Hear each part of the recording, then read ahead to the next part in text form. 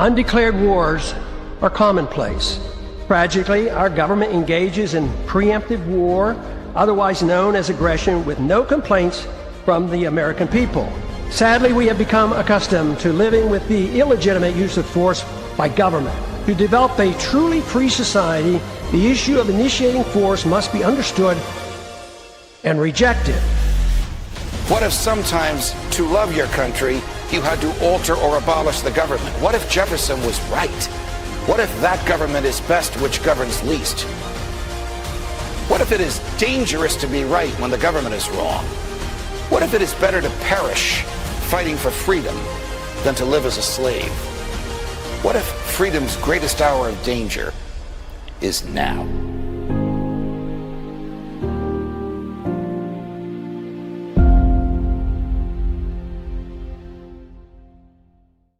Hi, everyone. Judge Andrew Napolitano here for Judging Freedom. Today is Friday, February 13th, 2026. It's the end of the day, the end of the week, our favorite time.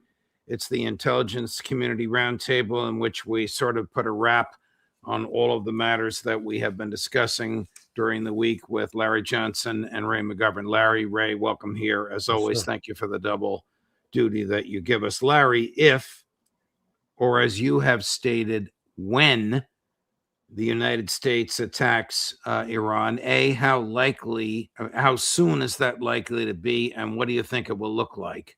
Well, I'm going to go along with you that let's hope it's if. Right. Trump has been all over the map on this, but what we're now seeing in the last 2 days, half a squadron out of the New Hampshire National Guard flying F-35s, they arrived at the air base in Jordan. There are reports that more are en route.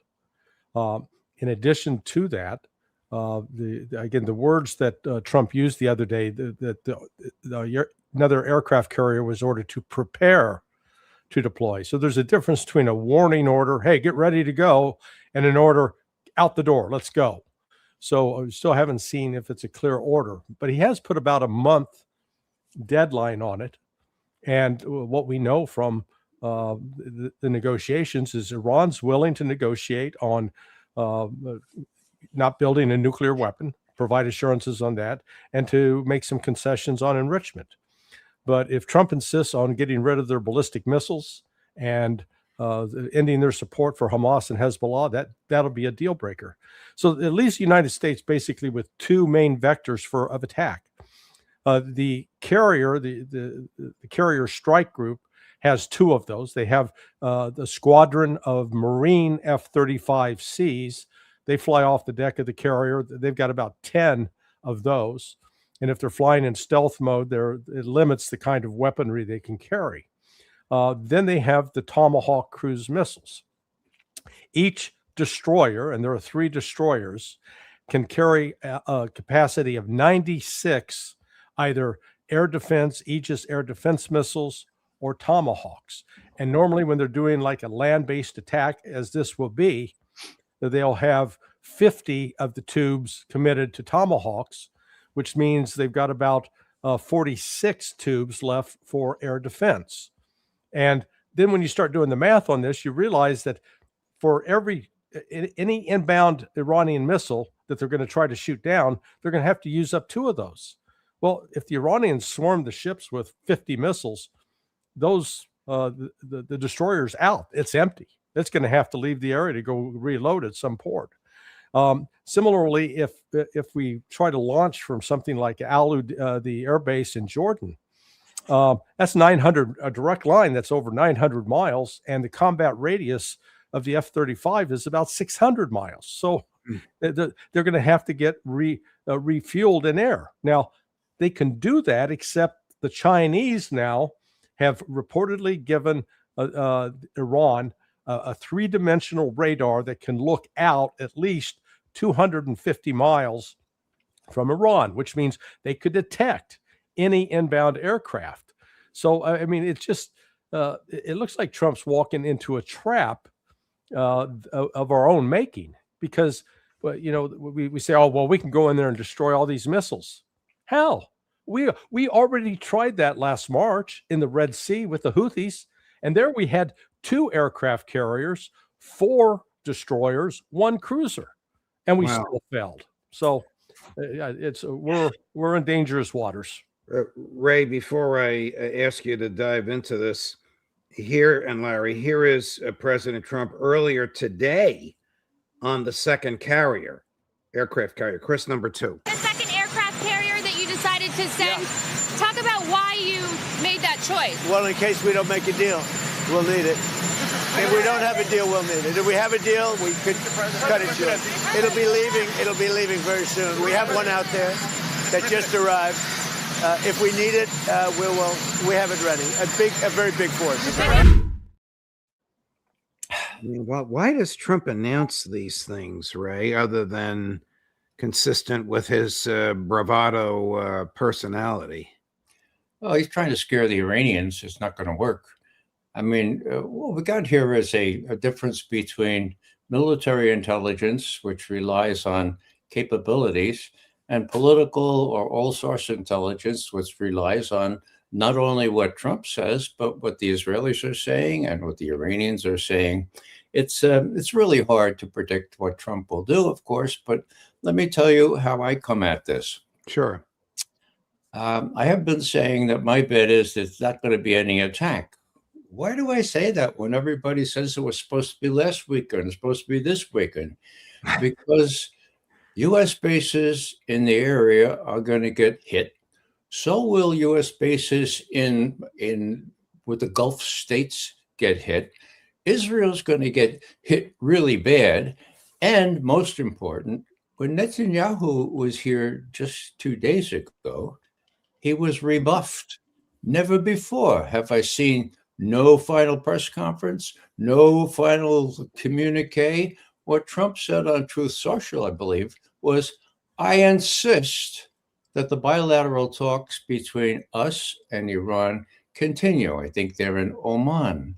And we made no other agreements whatsoever. So my read on this is that the Israelis really did want us to attack. And that's why Netanyahu hurried here a week before he was supposed to come. And Trump said, look, my intelligence people, when I asked them, could they overthrow the Iranian government, said, yes, sir, of course we can. And then my military people said, oh, my God, if you try to do that again, we're going to get decimated in our bases, and so will the Israelis. It's not a really good idea. Then how many capabilities you have? And it's our intelligence itself just pointed out, they're going to run out of ammunition in about 2 weeks. Right. So the thing doesn't make any sense, and the focus is now on the talks in Amman. So, let's read the tea leaves here. It's not really hard. Netanyahu was rebuffed, and the president's going to see if they're going to make a deal. And meanwhile, he'll threaten, and he'll say new aircraft carrier. But I don't know how much weaponry he can send there to convince the Iranians to capitulate. They're not going to capitulate. And that puts Trump in an unsavory dilemma. He can't attack without ruining the world if they close the straits. Let's face it, it's a no-win situation for Trump. Larry, what do you think Netanyahu said to Trump, and what do you think Trump said to Netanyahu? Not what they stated publicly. We can run Netanyahu's gloomy statement in Hebrew with an AI translation, of course, at the airport. Ray is right. There was no grand public meeting together. Netanyahu gave up addressing AIPAC next week in order to come this past week. But what do you think he said to Trump, and what do you think Trump said to him when they were alone? Well, I think they tried to make the case for the ballistic missiles. Now, I don't necessarily disagree with Ray, and actually, I hope Ray is correct. But I'm not convinced that Donald Trump is driving the train. And why I say that, and it takes us a little bit out of Iran. We saw this week the visit of J.D. Vance to Armenia and Azerbaijan. Now, Trump never talked about Armenia and Azerbaijan during the campaign in 2024. And when he called the 2 leaders of those countries, which sit just north of Iran, when he got those two leaders to Washington to sign a quote peace agreement, and then to get concessions, that didn't come out of Trump. That didn't come from Susie Wiles. That comes out of the intelligence community, particularly the CIA. The CIA, one of its largest bases or stations in the world, is in Armenia. And Armenia is a country of 2-3 million people. So what I'm saying here is that it may be Trump's desire to not go to war, but there seems to be an inertia already within the military, some of them chafing at it. And I listened to just a recently retired 3-star admiral, and it was a group call. I can tell you who he is offline, but he was talking very confidently about how we were going to destroy all of Iran's missiles. So what I'm saying is there are people in senior positions in DOD that really believe this. They're not thinking rationally and intelligently like Ray. They have deluded themselves and convinced themselves, oh yeah, we can do this. When you just step back and look, we tried for 7 weeks starting last March with Operation Rough Rider to destroy the Houthis' ballistic missile force, and completely failed. And here's Iran, which is 9 times larger landmass than Yemen, and has an air defense and has advanced aircraft. Plus, they have the full backing now of China and Russia. That's correct. I mean, this is like I said, I agree with Ray. It's if they do it, it's madness, absolute madness. So Ray, take one step back from the granular arguments that we've been making. Is there a military solution to the Iran problem? The Iran problem is not a problem for the United States of America. The Iran problem is only a problem for Israel. Right. Well, as long as the Zionists have pressure points to touch on Trump. Well, Trump is mercurial and really hard to predict. But when Netanyahu came a week early, he was given the Riots Act. I mean, it's clear. There's never been no communique. There's never been no joint press conference. This is Netanyahu finally being told to go pound sand because we will not get involved in a war that will last more than 2 weeks when we're running out of ammunition. And by the way, Netanyahu, you're going to get decimated. And if you think, you can save yourself by detonating one of those nuclear weapons, forget about it. We're going to tamp this down. We're going to talk to Oman. We're going to find a decent solution where we will get the Iranians to agree to put some of their enriched uranium in Russia or somewhere else. And then we'll say, okay, we did it. And then we'll back off. The two other factors here, Russia and China, which Larry very sensibly mentioned. They are tooling up to do more than just military demonstrations, okay? Just more than warships into the area. There's air defense stuff. There's other stuff coming from China, but mostly from Russia. The other fact is this. The head of the National Security Council of Iran talked to Putin. That's way above his pay grade, okay? Just a week ago. Now, what was that all about? Well, what we've got here is a situation where Putin is realizing that, look, I can talk to Trump in confidence and say, don't do it.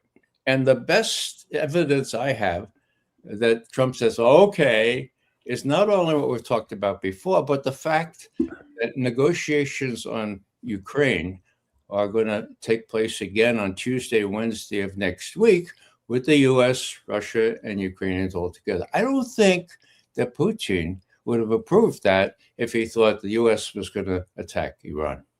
Larry, will Putin call up Trump and say, don't do it? I think there's not just Putin. I think MBS. I think Erdogan.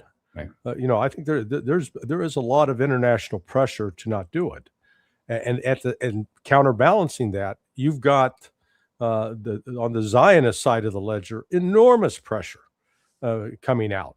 I cited one example of Stephen Bryan. Stephen was he was an undersecretary of defense during the Reagan administration, and he's a very, very thoughtful guy. But boy, he was completely torched over a very upset, just blistering Witkoff is basically a sellout over the last meeting between the United States and Iran in Muscat. And so when we see people like him, I take him as like a canary in the mine shaft that that's the kind of pressure Trump's going to face. But he's also getting the counterbalance, because it's not just China and Russia with words. They're also showing with actions that they're very serious about this. They're not going to let Iran be attacked like it was last June. Here's an example. I hate to do this to you, but it's Friday. Of our favorite senator from South Carolina making his pitch again. Now, he's in Germany, I believe. Yeah, the Munich Security Conference. Correct. There's some very strong language in this, so hold your lunch. Chris, number 3. Here's what I believe. They're the weakest they've been since 1979. It is a regime with American blood on its hand. It is a great disruptor of the region. It's a religious theocracy that if they could get a nuclear weapon, they would use it to advance their religious goals, which are 3: purify Islam, destroy the Jewish state, and come after us. Hitler wrote a book. He wanted to kill all the Jews. Nobody believed him. I believe the Ayatollah and his regime, not the Iranian people, are religious fanatics, religious Nazis. Hitler wanted a master race. They want a master religion. So why don't I mention that? There's no negotiating with these people, in my view. If we back out now, it'd be the biggest mistake we've made, far worse than the Syrian red line, far worse than Afghanistan. You can't say, keep protesting, we got you back, help's on the way, and nothing happened. That's why I am confident that President Trump will get an outcome consistent with those 3 statements through diplomacy or military force. Let me just say this. Any deal about Iran has to come to the Senate. I'm not going to bless a bad deal. They're not out in the street because of limiting the nuclear ambitions of the Ayatollah. They're out in the street because life is miserable. People can't have a decent quality life. They live in fear, and most Iranians have had it. They'd like a new start. Goodness, is he misguided? I was smirking a little bit when he said they're the great disruptor in the region. They're a religious theocracy that's dangerous to have a nuclear weapon. He could have been talking about Israel. Well, it's really interesting that he focuses on the religious aspect, because that's one of the key factors preventing Iranians from developing a nuclear weapon, not enrichment or anything like that, but a nuclear weapon. I think it also prevents a first strike. Doesn't their theology prevent? They know Israel's going to strike them, but they won't strike first. Am I right? Yes. Well, yeah, they say that. I mean, what was the proof was in the pudding when we encouraged Iraq to attack Iran. That was under Saddam Hussein. It lasted 9 years.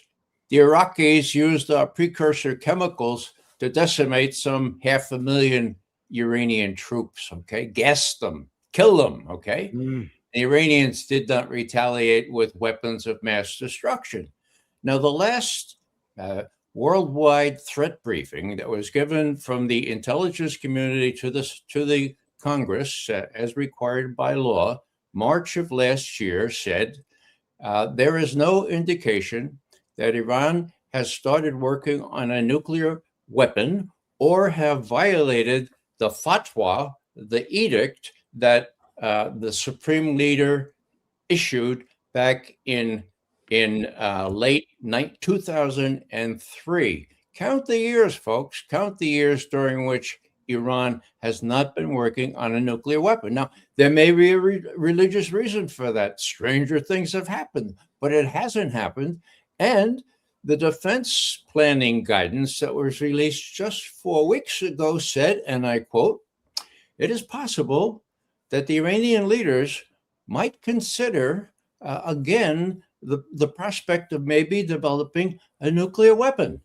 My God, that's from the Pentagon. So it's possible they may consider it. Do they have a nuclear weapon? No, they don't. Are they working on it? We don't think so. And that's the operative factor here. That's what the American people like to know. And that's why I keep saying it. Larry Ray mentioned a little bit back, reminding us that the Ukraine, Russia, America talks are resuming on Tuesday. Does the Kremlin trust the Trump administration? Just go on what Lavrov said at least 4 times over the last, a week ago, starting a week ago Thursday. The relations with negotiations with the United States are going in the wrong direction. So we'll see if they can get them back on.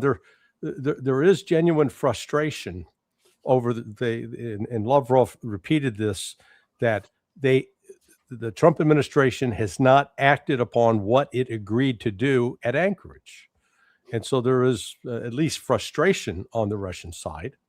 And the Russia's not let up at all with its offensive. It's actually expanded offensive operations. And there's I'm sure there's political pressure in Moscow to walk away from the negotiations. But they're going to keep giving it a chance. But frankly, I don't see Ukraine making the concessions that have to be made, and Russia's certainly not going to make concessions on the territory that it's already laid out. So they're going to meet, and I guess they can talk about something, but I don't see any agreement coming out. Ray, before you jump in, here's an impatient president. No surprise, President Trump on this earlier today. Cut number 1. Zelensky's going to have to get moving. Russia wants to make a deal, and Zelensky's going to have to get moving. Otherwise, he's going to miss a great opportunity. He has to move. Is this just nonsense? Russia wants to make a deal, or is he onto something, Ray? Well, there are 2 factors here, as I pointed out on Monday. One is that Russia is very close to a complete military victory. In other words, they've won on the battlefield. John Mearsheimer is correct. Up to that point, they've won on the battlefield. But I will cite once again the former president of Russia, Medvedev, who said just 10 days ago, it is equally important to think about what will happen next. After all, the goal of victory is to prevent new conflicts. This is absolutely obvious. And so if you want to know why Putin entertains Witkoff and the son-in-law for hours, well, I mean, one has to consider oneself brighter than Putin. And I don't think any of us are brighter or more statesman-focused than Putin to say, well, Putin doesn't know what he's doing. Of course he knows what he's doing. He knows that unless he has some sort of way to work out a framework, including the United States, he will not get phase 2. And that is guaranteed new architecture will prevent it from happening again. That's how I come at it. Larry, Scott Ritter says in the back of Putin's mind is his awareness that the CIA tried to kill him. Ray, I forget where the country house is, Valdai, or I forget. Valdai. It's right. In northwest of Moscow. Okay. Do you agree with Scott that this is weighing heavily on the Russian attitude towards the Americans? Well, yeah, no, I think it was a combination of things. I think it was the attempt on December 28th, followed by the kidnapping of Maduro, and then followed by the latest assassination attempt on the number 2 guy in military intelligence in Russia, because he had been reportedly was part of the negotiating team. His boss was the lead negotiator at the last round of. Would the CIA, would American intelligence have been involved in that assassination attempt? Yeah, I think so. And that goes back to what I said earlier about Trump is not necessarily fully in control of the foreign policy apparatus. I think there are, we see an agenda that's being pursued that, let's call it the deep state agenda, that Trump may not have full control over. In fact, I don't think he has full control over it. And that's the danger. No matter how good his intentions are, when you step back and look and said, what substantive things has Trump done to show Russia that he's serious about making a deal with them? Has he hasn't given, unfrozen the assets, unfreezed them. He hasn't returned the property that was confiscated by Obama in December of 2016.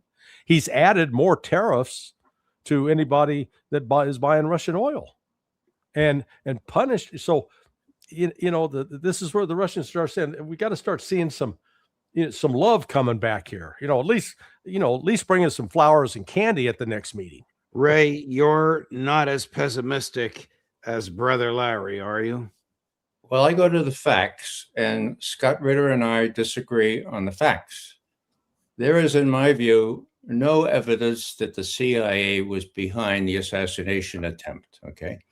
What we have, and Scott and I have talked about this at length, that Scott's opinion is that there's technology in this little control device that was shared with the military attaché at the embassy in Moscow that indicates that it was guided right onto that state property, that state mansion.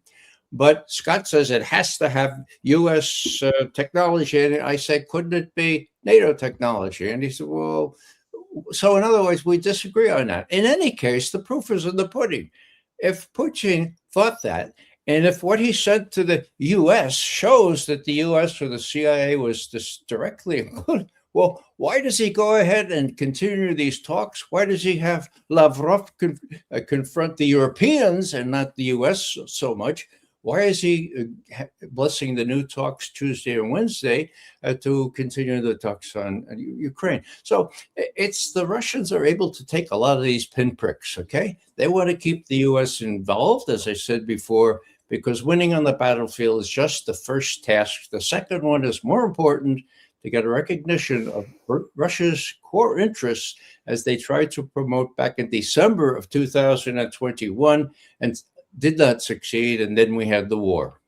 Larry, on the same subject. I think at some point Russia is going to come to the realization the United States, we don't have Russia's best interest at heart. That's why, I pointed out the activities in Armenia and Azerbaijan with J.D. Vance. Why are we going there? I mean, they're not important countries to us on trade. There's only one reason to go there, because of the strategic location sitting between Russia and Iran. And our intent is not to help Russia become great again. There is, whatever Trump believes, the bureaucracy, the deep state, whether we're talking CIA, DIA, Department of War, Department of Defense, whatever you want to call it, the overwhelming sentiment, and including up on Capitol Hill, is that Russia is an enemy. When you go out and try to say, wait, Russia's not our enemy, they should be our friend, you got looked at like you got three heads.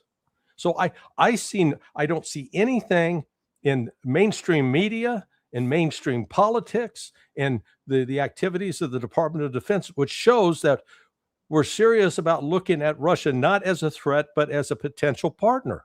I don't see it. So at some point, that reality, I think, is going to settle in Russia, and they'll realize there's not a deal to be had here. Well, that could be. But the Russians right now are looking at it quite a different way. They have existential interest in what happens in places like Ukraine. And so it may not succeed. They may not get Trump to agree to something that will make Europe very different in terms of guaranteeing Russian security. But meanwhile, they're trying, Larry, and it's I think it's not quite right to pre-guess and say, well, they're going to defeat, and Putin doesn't know what he's doing. I mean, I didn't say Putin didn't know what he's doing, but what I'm saying is people like Sergei Karaganov, I have spoken with him. He's quite clear. He's got Putin's ear. He thinks there's nothing to be had here. That's why he keeps saying our relationships is in the East. This is going nowhere. He's the Lindsey Graham. He's the Lindsey Graham of Russia, for God's sake. He's not. No, he's he's one of the Ray. That is so unfair. I mean, no. He's the head of the leading foreign policy school in Russia. Oh, okay? No, that's not true. So it's not like he's some fringe academic. But look, apart from that, Ray, you can't deny that. Do you think that Lavrov went out this last week on his own to bitch about America, or do you think he had Putin's permission to do that? Look what he said 2 days ago, Larry. Look what was just published on the Foreign Ministry website. He's talking about the bad, bad Europeans. Why do they keep putting the kibosh on our progress and all this kind of thing? He's not even talking about the Americans. He says, okay, we'll continue to see if the Americans can stop lying to us. That's not what he said. He said it's going in the wrong direction. He said that 3 different times. 4 days Three ago. different media outlets. Well, it's going to say lots of things depending on the forum in which he's speaking. Well, we'll find out. We'll find out on Tuesday. Gentlemen, thank you. I love it when you disagree. The audience knows you love each other. It's Valentine's Day, so kiss and make up. I gotta send Ray a box of chocolates. That'll work. That'll work. Have a great weekend, guys. I'll see you both on Monday morning. Thank you. Thanks, Judge. And my best to your brides. On Monday, our new schedule for Larry anyway. Alistair Crook at 8, Larry Johnson at 9, Ray McGovern at 10, and we'll have 1 or 2 of our other regulars for you in the afternoon. Thank you for watching. We've had a very busy week. We have another one coming up. Judge Napolitano for Judging Freedom.